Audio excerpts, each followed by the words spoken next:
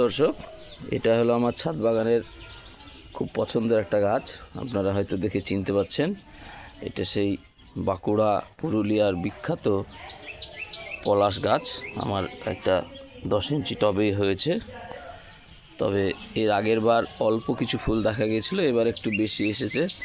দেখা যাক কতগুলো ফুল ফোটে। সত্যি অসাধারণ একটা ফুল। এর টানে, এই ফুল দেখার টানে মানুষ পুরুলিয়া এবং বাঁকুড়া চলে যায়।